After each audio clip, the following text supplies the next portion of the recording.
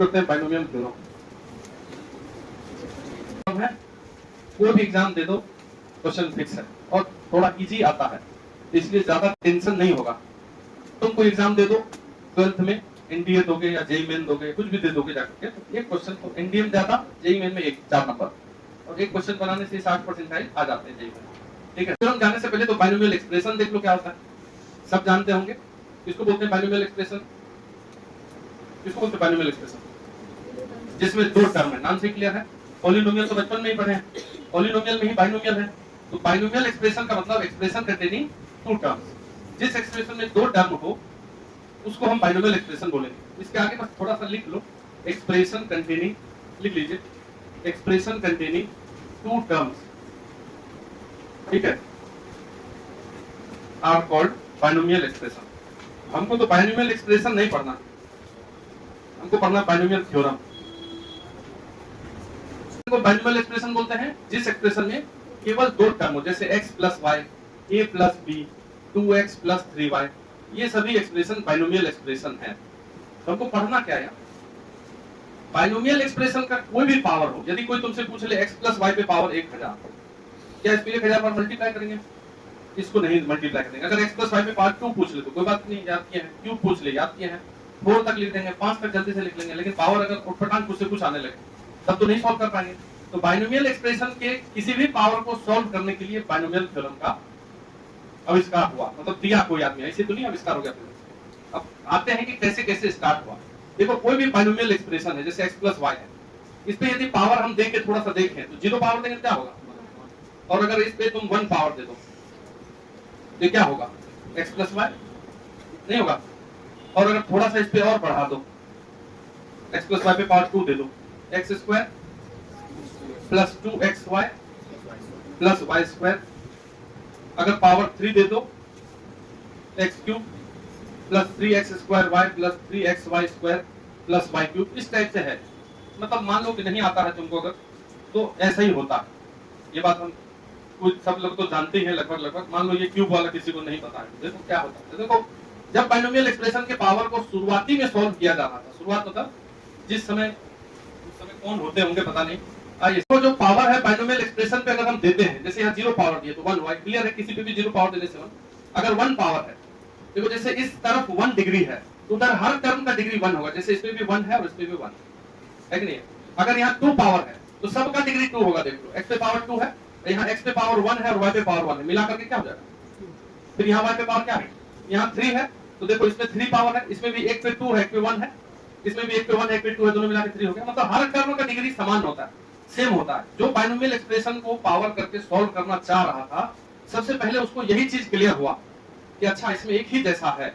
जैसे मान low power 2 है, तो ये जो x है इस पे केवल 2 पावर दे दो टोटल। अब अगले टर्म में x का पावर 1 घट गया, 2 से क्या घट गया? 0, 2 से घट के 1 हो गया। और y पे एक पावर, जैसे मान लो हम अगला लिख के बताते हैं, x प्लस वाई पे पावर 4 है, तो जो 4 पावर है वो x पे टोटल x पे आ गया। अब अगला टर्म में x का पावर 4 से घट के क्या हो गया? 3। और जो घटा है एक वो y पे दे दो, 3 1 4 यहाँ भी हो गया। अगला टर्म में x का पावर 1 और घटा दो, 3 से कितना हो गया? 2। और ये y का पावर 1 और बढ़ा दो। एक का यहाँ y पे पावर नहीं है, यहाँ y पे पावर कितना है? 0 है। दोनों पे पावर है, पावर इधर से उधर होते रहता है। जैसे पावर 4, फिर अगले वाले में पावर 3, इस y का पावर बढ़ रहा है, x का पावर घट रहा है। अगले वाले में x का पावर घट के हो गया 1 और y का पावर घट के क्या हो गया? 3। और नेक्स्ट वाले में x का पावर पूरा खत्म, 0। टोटल पावर किस पे चला गया? 4 पे। तो ये सबसे पहले पता चला। लेकिन यहाँ पे जो, जैसे ये जो कांस्टेंट है, जैसे यहाँ पे 3 है, यहाँ पे 3 है, तो यहाँ पे भी कुछ होगा, तो यहाँ पे भी कुछ होगा। इसको कोएफिशिएंट बोलते हैं। फर्स्ट और लास्ट वाले में कुछ नहीं, सब में 1 ही होता है। तो ये जो खाली जगह हम छोड़ दिए हैं, ये प्रॉब्लम आया। देखो, सबसे पहले बाइनोमियल एक्सप्रेशन को सॉल्व करते वक्त ऐसा ही समझ में आया था कि अगर जितना पावर है, जैसे x प्लस वाई पे पावर मान लो कोई बोले कि सॉल्व करो 10, तो ये बात वो समझ गया कि पूरा का पूरा 10 पावर पहले x पे दे दो, फिर x का पावर 1 घटाइए, 1 पावर 1 पे दे दीजिए। यहाँ कुछ होगा, ये नहीं पता चला। फिर अगला वाला में x का पावर घटा करके 8 कर दीजिए, y का पावर 2 कर दीजिए। अगला वाला में x पे पावर घटा करके 7 कर दीजिए, y पे 3 कर दीजिए। ऐसा चलते रहेंगे। लेकिन यहाँ जो भराएगा, ये जो कोएफिशिएंट होगा, इसके बारे में नहीं पता चला। पहले कहते तो बहुत तेज होता था ना, कोई संसाधन नहीं था ना। सबसे पहले जो पहचान में आया कि कैसे पावर डिस्ट्रीब्यूट होगा इधर उधर, और कोफिशिएंट वाला प्रॉब्लम आ गया। अच्छा, ये जो बीच में कोफिशिएंट, जैसे इसमें 3 है, इसमें 3 है, इसमें 2 है, इसमें भी कुछ होता होगा। इस प्रॉब्लम को दूर किया था पास्कल, उसका नाम था पास्कल, और ये पास्कल ट्रायंगल बनाया। बोला हम एक देखो ट्रिक देते हैं। सबसे शुरू में तो 1 है, तो 1 लिख दो, फिर दोनों तरफ ऐसे ऐसे 1 लिख दो। दूसरा में भी दोनों में 1 कोफिशिएंट है कि नहीं, कोफिशिएंट का प्रॉब्लम सॉल्व करो। फिर वो क्या क्या बोला, ये दोनों 1 को जोड़ दो, दोनों तरफ 1 लगा दो। देखो तीसरा में देखो कोफिशिएंट 1 2 1 है ना, 1 2 1। फिर बोला इन दोनों को जोड़ दो, इन दोनों को जोड़ दो और दोनों तरफ 1 लगा दो। देखो चौथा में 1 3 3 1 1 लिखा। नेक्स्ट वाले को बोला देखो इस 3 और 1 को जोड़ो 4, 3 और 3 को जोड़ो 6, फिर 4, फिर 1 1 लगा दो। मतलब ये जो पावर 4 वाला लिखे हो ना, इसमें खाली जगह पे भराएगा 4, वहां 4 है, फिर 6 भराएगा यहाँ, ठीक है, यहाँ होगा 6, फिर से भराएगा 4, और दोनों लास्ट में तो 1 ही होगा। मतलब उसको ये पता चला कि इधर से चलो कि उधर से चलो, कोफिशिएंट सेम आएगा। जैसे देखो 1 4 6, उधर से चलो 1 4 6, सब में वही होगा। अब इसको आगे वाले को जोड़ोगे तो 5 10 10 5 1 1। देखो 1 5 10, उधर से लोगे तो 1 5 10। कभी भी बाइनोमियल को जब आगे भी सॉल्व करेंगे तो कोफिशिएंट इधर से उधर से सेम टू सेम ही रहता है हमेशा। तो पास्कल बोला कि देखो ट्रायंगल बना लो, कौन सा पावर चाहिए ट्रायंगल में देख लो, समझ रहे। जैसे 5 पावर का कोफिशिएंट खोजना, वो तो पावर वाला तो पहले पता चली गया कि पूरे का पूरा पावर x पे, फिर y पे, फिर घटाते जाएंगे बढ़ाते जाएंगे, और कोफिशिएंट यहां से निकाल देना, तो लिख देना पड़ेगा। समझ रहे हार्दिक पांड्या, ये देखो। तो इसमें क्या प्रॉब्लम आ गया, अगर x प्लस y पे 1000 पावर लिख देंगे तो 1000 तक जाएंगे, ट्रायंगल बनाएंगे तब ना, किसको ट्रायंगल याद रहेगा, समझे बात। अब यहाँ ये 5-6 लाइन लिखा है, ऐसा ऐसा लिखना पड़ेगा, कितना नीचे जाना पड़ेगा। कौन सा ऐसा बिल्डिंग उस समय बड़ा होता होगा जिसके दीवार पे लगा देंगे, चिपका देंगे ये चीज। समझ। पास्कल ट्रायंगल में क्या प्रॉब्लम आ गया कि अगर बहुत ज्यादा पावर हो जाए तो ट्रायंगल बनाते रहेंगे क्या शुरू से, और यार तो कर नहीं सकते ट्रायंगल। तो यही प्रॉब्लम आ गया पास्कल ट्रायंगल। तब जब सब ट्रायंगल सब कुछ प्रॉब्लम में ही आ गया, कोफिशिएंट 1000 पावर है, 500 पावर है, उसको नहीं ना सॉल्व कर पाएंगे। तो इस प्रॉब्लम को दूर किया था वही अपना वाला हीरो न्यूटन भाई। सब चीज यही दिया है। न्यूटन आया, बोला हटाओ पहले पास्कल ट्रायंगल। पास्कल को बोला अरे पास्कल भाई ये सब क्या लिख रहा है, ये प्रॉब्लम वो प्रॉब्लम कुछ नहीं होता है, सब हम ही बता देते हैं, लिख लो एगो फॉर्मूला, ठीक है, और इस फॉर्मूला में बैठा देना, डायरेक्ट खत्म। न्यूटन भाई साहब बहुत एक्स्ट्रा इंटेलिजेंट होते होंगे तब ना हर जगह नाम है उसका, physics chemistry math history geography सब जगह न्यूटन न्यूटन है। तो ऐसे थोड़ी है। न्यूटन बोला कि देखिए ये प्रॉब्लम सब प्रॉब्लम हम खत्म कर देते हैं। तो न्यूटन दिया बाइनोमियल थ्योरम, ठीक। न्यूटन बोला कि हम दे देते हैं तुमको बाइनोमियल थ्योरम का फॉर्मूला, ठीक है, और ये देखो एक फॉर्मूला लिखो पहले। वो बोला क्योंकि हम राजा हैं, जो बोलेंगे वो मानना पड़ेगा, ठीक है। अब तुम जैसे न्यूटन्स लॉ पढ़े, फिजिक्स पढ़े, तो न्यूटन दिया है, तो कोई ये मत समझना कि बाइनोमियल थ्योरम बाइनोमियल दिया। बाइनोमियल एक्सप्रेशन का नाम होता है, आदमी का नाम नहीं है। नाम से नहीं लग रहा है कि बाइनोमियल द्वारा दिया हुआ थ्योरम, बाइनोमियल थ्योरम, ऐसा कुछ नहीं। बाइनोमियल थ्योरम कौन दिया है, न्यूटन। वो बोला कि यदि x प्लस वाई पे पावर n हो तो हम सीधा n पावर को सॉल्व कर देते हैं। 1000 होगा तो 1000 लिख देना, 500 होगा तो 500 लिख देना, 2 होगा तो 2 लिख देना, सब में सेट कर जाएगा। तो पहले तो बोला कि देखो ये n पावर है तो पूरा x पे दे दो n, और y पे कुछ नहीं, पहला ऐसे, ये तो जान ही रहे हो। समझाया न्यूटन भाई कि पावर तो ऐसे डिस्ट्रीब्यूट करते हैं, फिर x का पावर 1 घटा दीजिए और y का पावर 1 बढ़ा दीजिए, फिर से x का पावर 1 घटा दीजिए और y का पावर 1 बढ़ा दीजिए। इस प्रकार से चलते रहिए, चलते चलते और चलते चलते लास्ट में x का पावर पूरे घटा दीजिए और पूरे y पे दे दीजिए। तो समझ ही रहे थे हम, ये क्या नया बता दिए, ये तो पहले ही पता पकड़ लिए थे हम कि पावर ऐसे ही जाएगा। मेन प्रॉब्लम कहाँ आ गया था, कोफिशिएंट में, जो पास्कल बताया उसमें। वो बोल दिया कि ऐसे ऐसे ट्रायंगल बना करके चलेंगे, तो न्यूटन उसी को सॉल्व कर रहा था। न्यूटन बोला कि देखो पहला का कोफिशिएंट, अभी तुमको नहीं पता ये चीज, किसी किसी को सकता बताओ, हम बताएंगे सब क्लियर हो जाएगा। पहला का कोफिशिएंट लिख दो NC0, अब ये पता नहीं है तुमको, ये भी बताएगा न्यूटन साहब, इसको कैसे सॉल्व करें। फिर NC1, फिर यहाँ पे NC2, NC3, NC4 करते करते लास्ट में अब ये NC क्या है, वेयर ये जो NC0, NC1, NCN है, इसका भी एक फॉर्मूला लिया NCR। अब ऐसे ये कॉम्बिनेशन है NCR, मतलब क्या होता है इसका NCR का, अगर कहीं भी ये लिखा रहे 10C1, इसका मतलब होता है कि 10 चीजों में से एक चीज को सेलेक्ट करने का तरीका, number of selection of one thing out of 10 thing. जैसे अपने पास 50 बच्चे हैं, अगर हमको 1 को निकालना है, एक को सेलेक्ट करना है, तो कितने तरीके से सेलेक्ट होगा बताओ। अपने पास 50 बच्चे बैठे हैं और हमको एक आदमी को, एक बच्चा को सेलेक्ट करके कहीं ले जाना है, तो कितना हमने पास पॉसिबल रास्ता, 50 तरीका, कोई भी सेलेक्ट हो सकता है, ये कॉमन सेंस है। 50 बच्चे हैं तो 50 रास्ते हैं कि नहीं अपने पास, हमने पास पॉसिबल रिजल्ट 50 है कि 50 बच्चा तक रिजल्ट दे सकता है आपको, समझ रहे हैं, मिनिमम नहीं, पॉसिबल मतलब होता है मैक्सिमम। तो अगर कहीं पे ये एनसीआर का मतलब पूछे तो इसका मतलब होता है कि number of selection of r things, r thing या थिंग्स, आर चीजों को सिलेक्ट करने का तरीका कितने चीजों में, एन चीजों, टोटल हो गया एन। इसका ये मतलब होता है, उस पर नहीं जाते हम, सीधा हमको वहां सॉल्व करना है। एनसीआर का जो सॉल्व करने का तरीका होता है वो होता है, ऊपर जो एन लिखा है इसको फैक्टोरियल बोलते हैं, फैक्टोरियल एन। अब फैक्टोरियल सब समझाएंगे, फिर नीचे वाला आर है तो आर का फैक्टोरियल, फिर इन दोनों के माइनस का फैक्टोरियल, एन माइनस। ये एनसीआर का फॉर्मूला बताया। जैसे अब कोई बोलेगा कि क्या लिखते जा रहे हैं, पता नहीं, लिखना है नहीं तुमको, फैक्टोरियल अभी पढ़ाएंगे। फैक्टोरियल क्या होता है, अगर फैक्टोरियल ऐसे 5 लिखा हुआ है तो इसका मतलब होता है 5 से लेकर के 1 तक का प्रोडक्ट, दशमलव में नहीं, एक एक घटाते हुए। अगर कहीं फैक्टोरियल 4 लिखा है तो इसका मतलब होता है 4 से लेकर के 1 तक का, 4 3 2 1, ठीक है।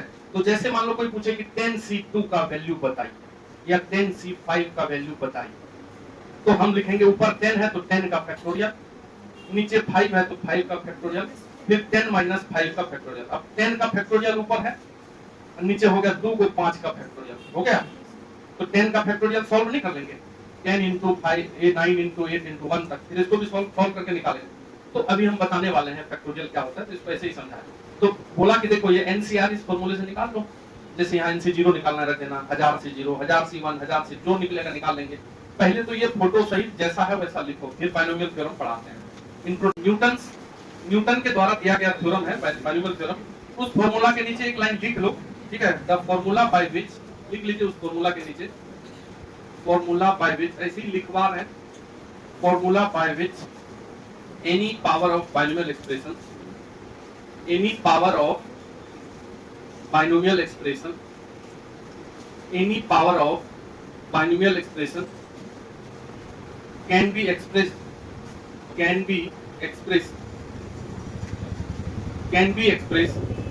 in the form of series, किसी भी बाइनोमियल एक्सप्रेशन के किसी भी पावर को, ठीक है, अगर हम सीरीज में कन्वर्ट कर पाते हैं तो वो जो फॉर्मूला होता है उसी को क्या बोलते हैं हम, बाइनोमियल थ्योरम। यही है बाइनोमियल थ्योरम का डेफिनेशन।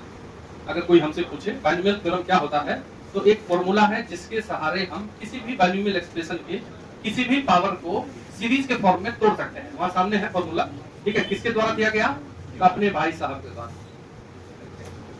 नहीं, न्यूटन एक अंग्रेज था, ठीक है।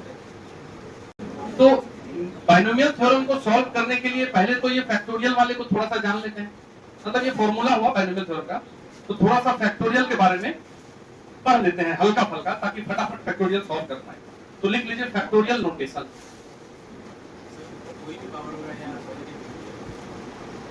अच्छा, वो माइनस और फ्रैक्शन के लिए बताएंगे आप, ठीक है। तो फैक्टोरियल नोटेशन के लिए बात करते हैं। ये जो फैक्टोरियल है, ये फैक्टोरियल n और फैक्टोरियल r, ये फैक्टोरियल n माइनस r, इसके जगह पे क्या होता है, कैसे कैसे हम तेजी में सॉल्व करते हैं, उसको थोड़ा सा समझ लेते हैं।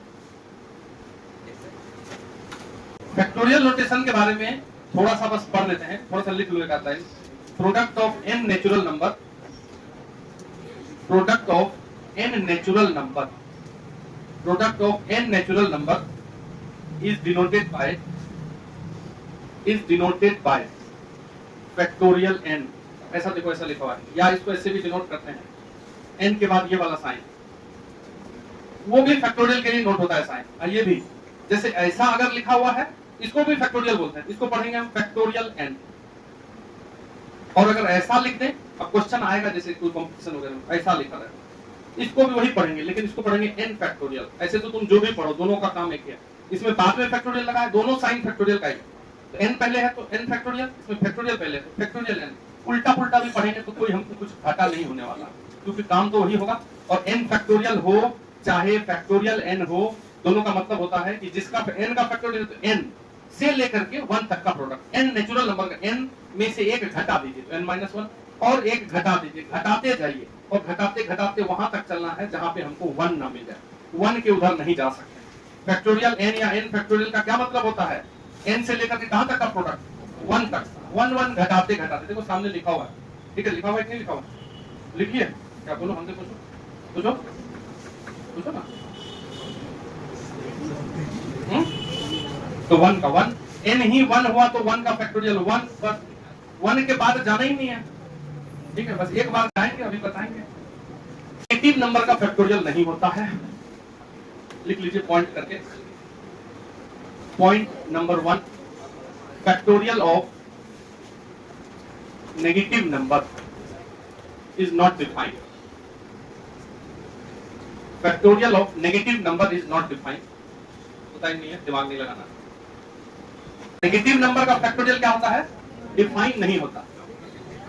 कितने बड़े हो गए तुम लोग, देखो n का यदि फैक्टोरियल है, इसको हम अभी लिखने के लिए क्या होता है, n उससे एक कम, उससे भी एक कम, और ये कम करते करते चले गए 1 तक। उसी प्रकार से यदि मान लो 5 का फैक्टोरियल है तो 5 के बाद 4, फिर 3, फिर 2, फिर 1।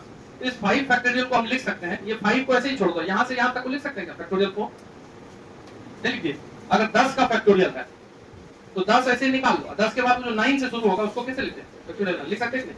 तो जो फैक्टोरियल के अंदर है, अगर 100 है तो 100 निकाल लीजिए, 99 को लिख लीजिए फैक्टोरियल। जैसे n का फैक्टोरियल है, n निकाल लो, n के बाद क्या होगा, n माइनस 1 का फैक्टोरियल। तो ये भी एक फॉर्मूला बनता है। कोई भी नंबर यदि फैक्टोरियल में है, जैसे मान लो लिखा हुआ x प्लस 5 का फैक्टोरियल, तो जो है फैक्टोरियल में उसको फैक्टोरियल से निकाल दीजिए।